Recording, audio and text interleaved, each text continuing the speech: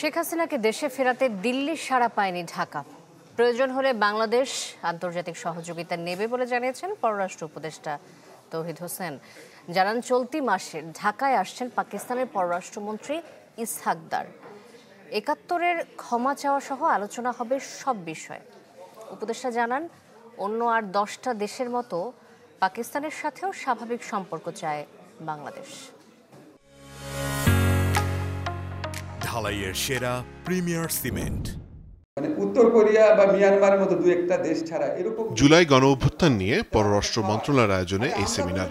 অতিথি আইন ও পররাষ্ট্র উপদেষ্টা সহ মন্ত্রণালয়ের কর্মকর্তারা। জুলাই গণ অভ্যুত্থানে প্রত্যেকটা মানুষ অংশ নেয়, প্রত্যেকটা মানুষ নিজ সিদ্ধান্তে আসছে, প্রত্যেকটা মানুষের নেতা ছিল এখানে। বক্তব্যে উপদেষ্টারা আশা প্রকাশ করেন নির্বাচনের মধ্য দিয়ে কেটে যাবে দেশে সংকট। কয়েকটি বিষয় উল্লেখ করেছেন অত্যন্ত পার্টিনেন্ট। পরে সেমিনারের বাইরে কথা বলেন সাংবাদিকদের সাথে। নিশ্চিত করেন পাক পররাষ্ট্রমন্ত্রী ঢাকা সফরের খবর।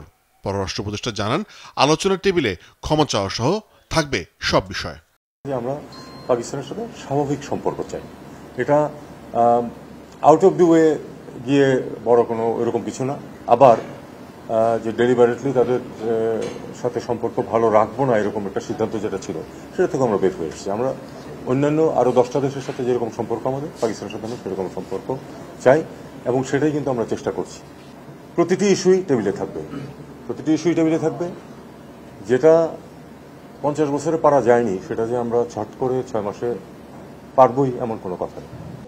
আলাদা এক প্রশ্নের জবাবে তিনি বলেন, প্রয়োজন হলে শেখ হাসিনাকে ভারত থেকে ফেরত আনতে আন্তর্জাতিক সহায়তা নেওয়া হবে।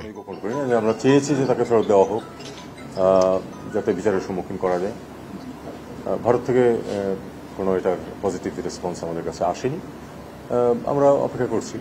আর ইতিমধ্যে তো বিচার প্রক্রিয়া তো শুরু হয়েছে, কারণ কেউ আসুক বা না আসুক সেজন্য তো বিচার আটকে থাকে না। কোনো সহযোগিতা নেওয়া হবে কিনা যদি কখনো প্রয়োজন মনে করে সরকার, তখন সেটা হতে পারে, কিন্তু এই মুহূর্তে সেরকম কোনো প্রয়োজন দেখছি না আমরা।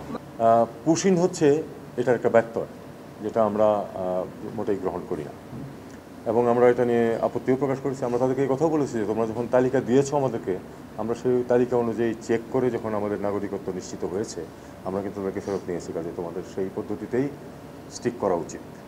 তারপরে তারা পুশিং করছে, এটা আনফর্চুনেট, আমরা এটা নিয়ে প্রোটেস্ট করছি।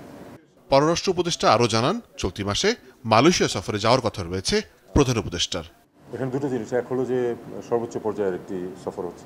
মোর্শেদ হাসিব, চ্যানেল 24, ঢাকা। আমরা একটা স্টেপ নিয়েছি এখানে, আমরা অ্যাপোস্টেল একটা